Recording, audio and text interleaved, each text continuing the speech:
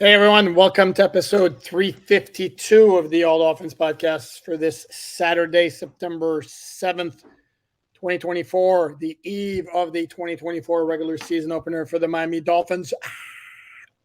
Uh, very happy to I be like that. I joined. love that. I love that. We do everything here, sound effects, and with my very high budget, I do my own sound effect. Um, Happy to be joined today by South Florida Sun Sentinel award-winning columnist Dave Hyde. Catch his work at Dave Hyde Sports on Twitter or X, and also at sunsentinel.com. Dave, how are you? I'm good. I'm getting ready for watch a little football. Get the openers, and now we'll get to the Sunday afternoon. I'm looking forward to as most opening days.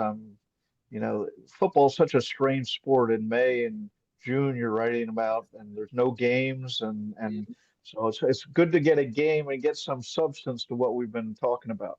Oh man, you're not kidding. And then it's you get tired of asking the same questions, and you get the same, and it's every year, and it's every team. It's always like roses and sunshine in the summer. Every team's going to the Super Bowl. Well, most teams are going to the Super Bowl. Everything's going to be great. That guy's really improving. This guy's in for a monster year. Now we get to see actually what's what and what's not, which is what makes it so much fun. Um, so today we're going to talk about the season outlook for the Dolphins. We're going to talk about the philosophical approach of the Dolphins, which has basically been to reward everybody who's anybody on this team, all the key players with massive new contracts. And then I know you did something on the defense, and certainly would be one aspect we're going to discuss, Anthony Weaver and his task. So where do we start? How about let's start with the most recent news and yet another new contract, this one for Jalen Ramsey, who follows Raheem Mostert in March, then Jalen Waddle, Tua, Tyreek Hill, head coach Mike McDaniel, and now Jalen Ramsey. Another I have to admit to being a little surprised by. They had 2 years left on his deal. He's passes 30 this year. Not a breaker, but it's certainly a milestone, especially in football. And yet again, I would say they go out and they reward everybody, but they haven't. They didn't reward Christian Wilkins. They didn't, and he would have won. Now, Hunt, $20 million for a guard. I'd be like, wow, that's a bizarre handling of money. But Christian Wilkins, when they couldn't come to an agreement with him a year ago, it was pretty much accepted he was going to go to free agency and break the bank, and he was gone. But look where they're investing: cornerback, receiver, quarterback. Um, they're going to. Jalen Phillips would have been another guy who would have been up for a contract and gotten his if he hadn't been hurt. And so, um, but it does fit with their philosophy. The coach got rewarded, of course, which is completely different because that's the owner giving him money. It's not piecemeal of the salary cap. Um, but it fits with the philosophy. I think we've talked about a happy team is a winning team, they think, and that's where they're going, and that's the culture of the Dolphins right now. Yeah, and the thing is with Jalen Phillips, I mean, Dolphins have him under contract through 2025. And you mentioned Jalen Ramsey also was under contract through 2025. Jalen Waddle was under contract through 2025.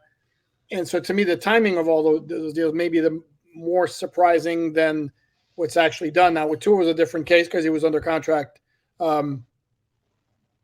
through 2024. He was going to be a free agent if they didn't adjust his deal. That's a different story. So to me, there's more justification. Again, if he's your guy, then there's more justification there than guys who, again, you have another full year. The Dolphins easily could have waited until after this season to address Waddle, to address Ramsey.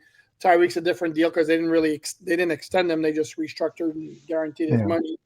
And then Jalen Phillips is in the same boat. And maybe the argument's going to be, well, we need to see how he comes back from the Achilles. Well, how different is that than waiting to make sure that another year older doesn't lessen Jalen Ramsey's effectiveness if we want to go there? Yeah, I mean, on the one hand, I'm all for players getting money, especially in this game where it can end so quickly, and we've seen it so many times. Um, but there's the other stage, the other side of it, which is, who's looking out for the organization with all these guys getting paid and a team that it really hasn't won. It's been to the playoffs twice, but hasn't won anything substantial. And generally the idea is you win and you get paid. Hmm. Now, it doesn't always work that way. And look at Jacksonville. Jacksonville hasn't won either. Their quarterback get paid. They've been their defensive end got paid. Um, but to your point is my point. The timing of these isn't that. Look, if Jalen Ramsey went through this year and was everything he wanted to be of going all over the field, covering guys, and the focal point of the defense, um, then it would make sense to pay him.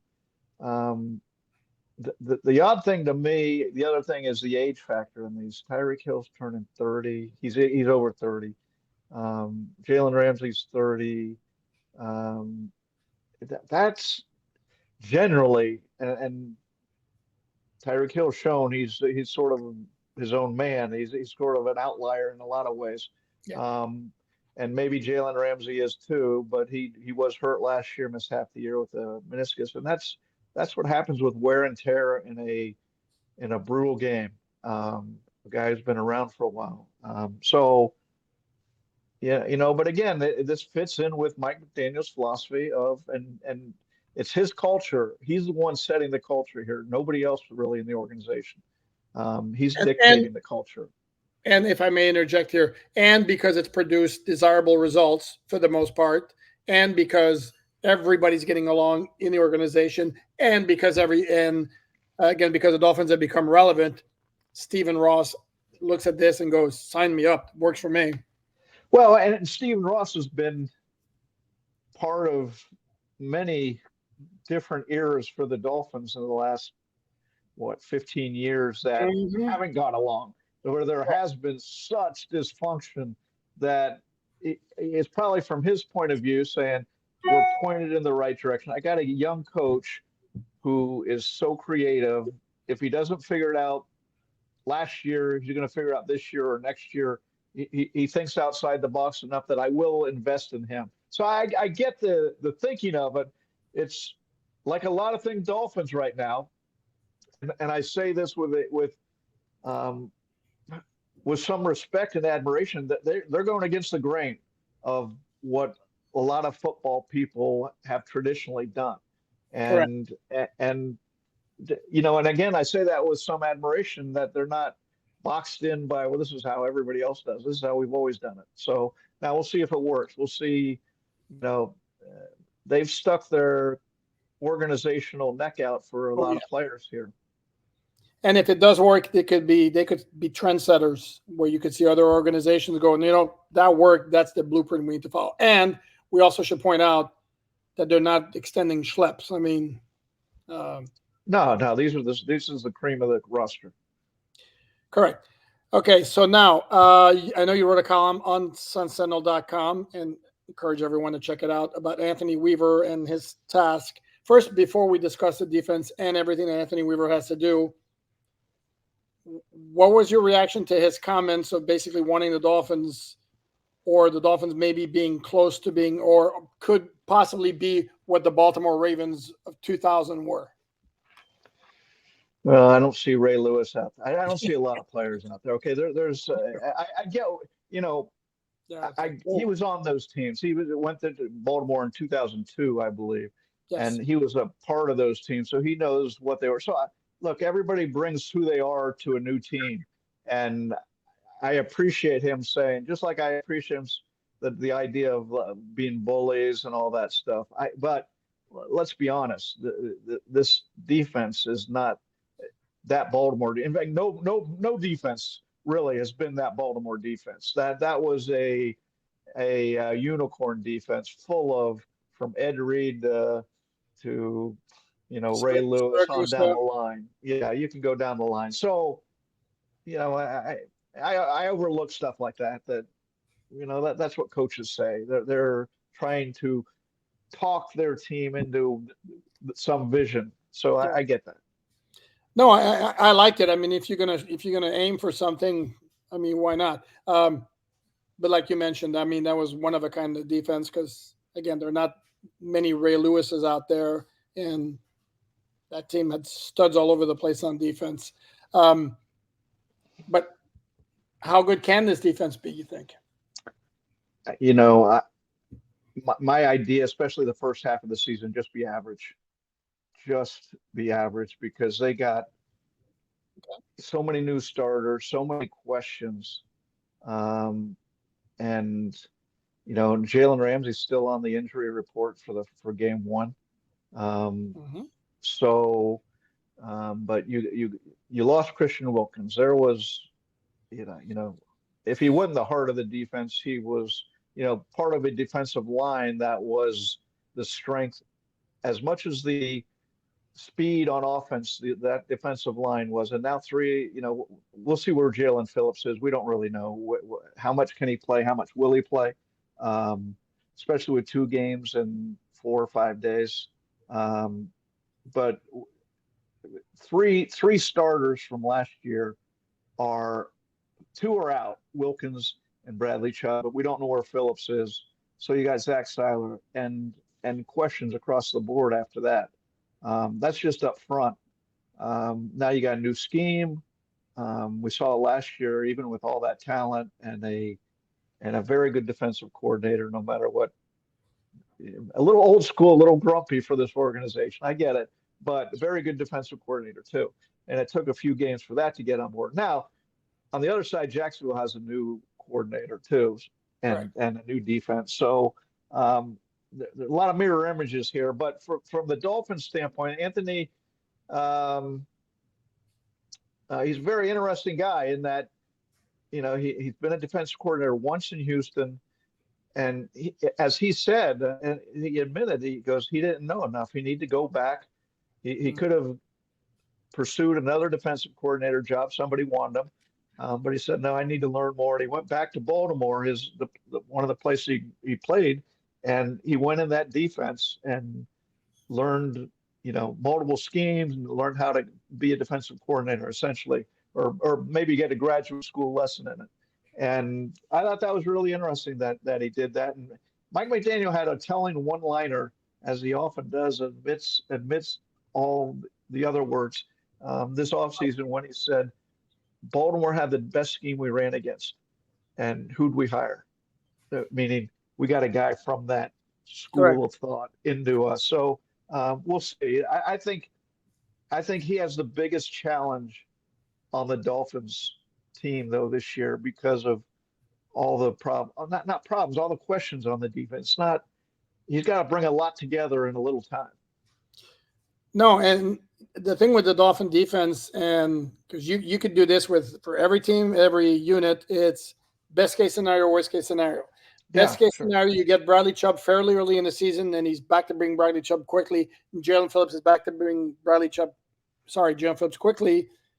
And Father Time holds off on Jordan Poyer a little bit, and you could have the makings with the personnel of like a really, really good defense, particularly if whatever scheme Weaver implements, and it's going to be, I'm sure, a lot of Baltimore plus his own personal wrinkles. Like the ceiling could be very high for this defense. On the flip side, you easily can make the case that it could go south. Like if Phillips can't get back to his form, if Chubb takes a while, and then when he comes back, doesn't get back to his form, Father Time catches up to Poyer. None of the defensive tackles other than Sealer and Calais Campbell perform up to an acceptable level. Father Time catches up to Calais Campbell. So again, it could go one of two ways, and to me, that's why I'm very fascinated to see exactly how good this defense is going to Yeah. be because it's One of the interesting things that from Baltimore and last season is their entire defensive line salary cap hit was $18 million, yeah, and meaning they developed a lot of, and they went to the AFC Championship game, so they developed a lot of guys got paid this past off season, but meaning let's see. The Dolphins signed a lot of defensive linemen who I don't know who they are. I don't know what they can be or what, but maybe they can be molded into something like was done in Baltimore. So we're gonna have to sit back a little, I think, with this defense and watch what happens. I agree. My only area of skepticism here is for example, they gave Neville Gallimore 1.8 guaranteed, Yeah. which leads you to believe they thought he was going to be part of the solution, and they released him. He hooks up with the Rams. They released Tyler Tart, a guy who's always been flashes, but the motor has been questioned. They release him very early, picked up by the Chargers, winds up making the 53. So that's a little bit of a concern there. And what the Baltimore line had last year, they had two absolute mammoth, gigantic guys in the middle of the defensive line in Travis Jones and Michael Pierce. And Benito Jones and Brandon Peely are basically half their size. And Yeah. I don't know how much of a difference that's going to make, but so yeah, no, I'm intrigued because I look at the offense, and the offense to me is pretty much a given going to the season. I think they're going to spank mediocre defenses. They're going to put up big points in certain games, and then let's see what they do in December at the end of the season if they get over that hump against the good teams. Yeah, But the one thing if we go to the offense, I'm really interested to go into this opener with Mike McDaniel 3.0 is going to have a surprise. All right, he's going to have some wrinkles, some twists. Bring all 5 speed guys out of I don't know what he's going to do.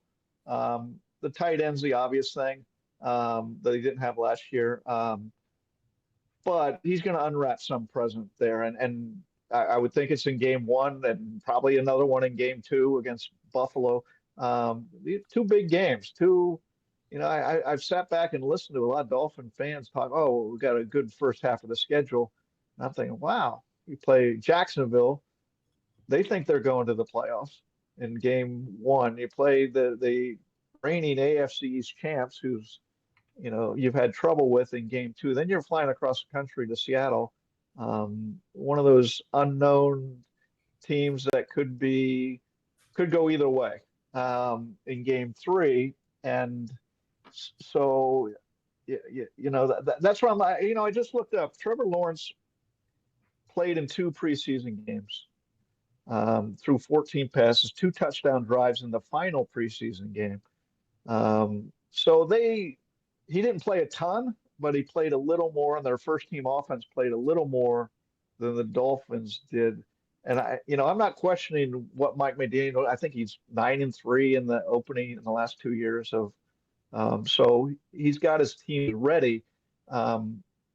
It's just you really got to be ready out of the gates, I think, this year. And so we'll see where the Dolphins are. Or maybe there's a total reversal this year, and the Dolphins start off slow and they finish strong. Would that be almost preferable? It actually would be preferable if it means a playoff. It'd be better. Yeah. Yeah, you can draw up any scenario now, which is the great thing about in the NFL, and every game still matters in the NFL. Not, it's a little getting a little diluted, especially for the really talented teams that can use September to warm up. But every game still does matter, and you can make the case. For instance, the Kansas City-Baltimore game, that could have been for some home field type.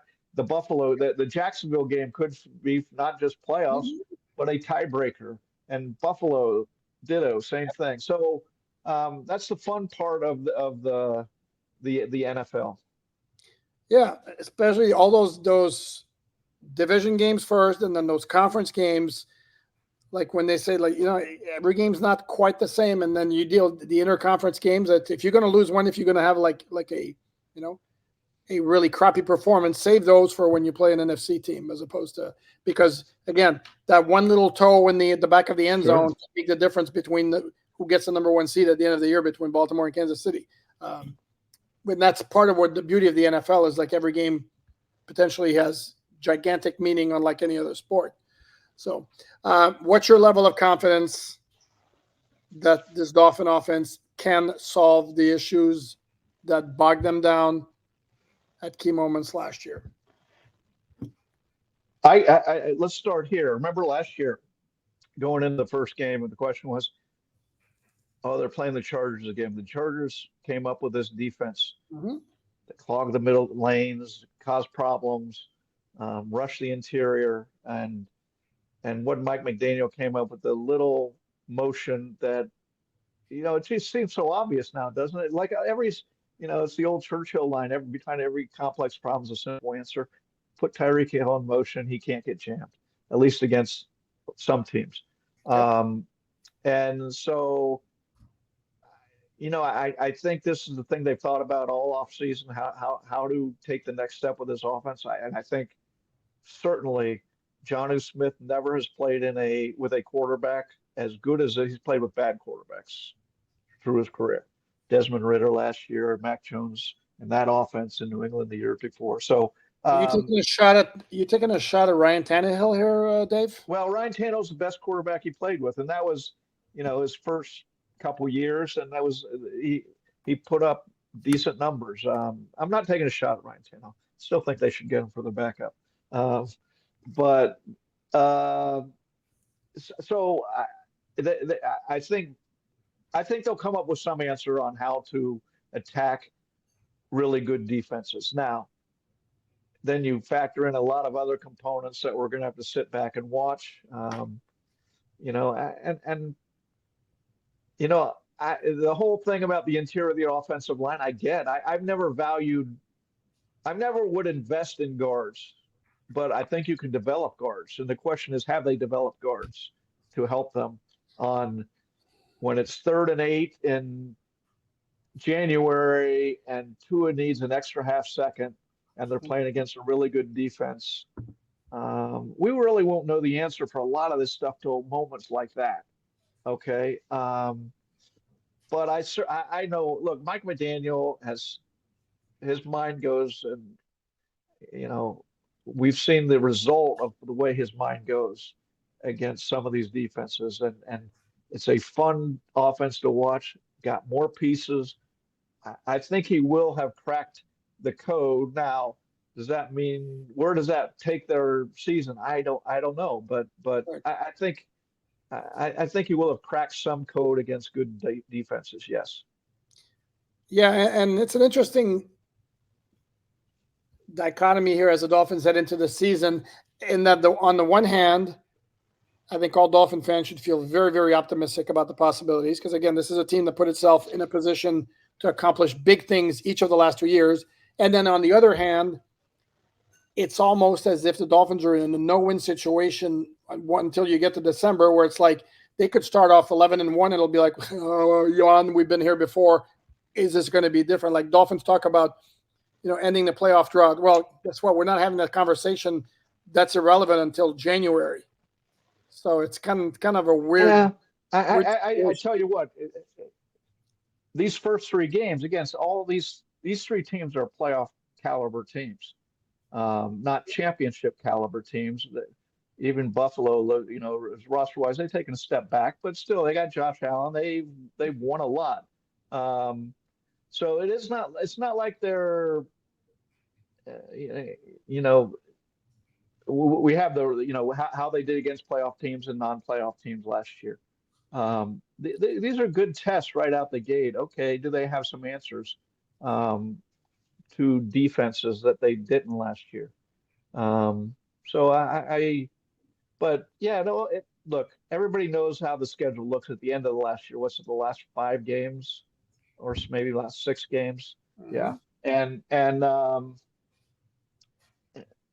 the season's going to come to that. The question before that is setting yourself up to help yourself at that end. So you don't need to win 5 of 6 or 4 of 6 even. If you go 3-3 in the end and you're playing well, you want the first part of the year to set yourself up to that everything doesn't ride on running the table at the end of the season. No, I agree. And then interestingly, I just, for some reason, just popped in my head, and it hadn't dawned on me before because maybe I'm slow or whatever. But the week 3, they're playing at Seattle. That's Mike McDaniel, former Anthony Weaver colleague in Baltimore. So, and if Mike McDaniel said the Baltimore defense last year gave the offense the most problems. You can imagine the Seattle defense is going to look an awful lot like the Baltimore defense in week 3. Yeah, yeah. Now, And Geno Smith, the South Florida native who, Barrymore and Jerome Baker, don't forget. there you Jerome go. Baker revenge tour. Okay, so time for the official prediction. What do you got for week 1 against the Jacksonville Jaguars?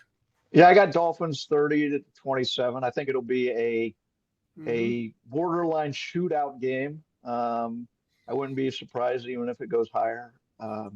Again, two defenses that have changed and new systems, and you got two quarterbacks who were rewarded big contracts and have questions about them. And two offenses now. Jacksonville went out and got some playmakers. The Dolphins clearly have playmakers.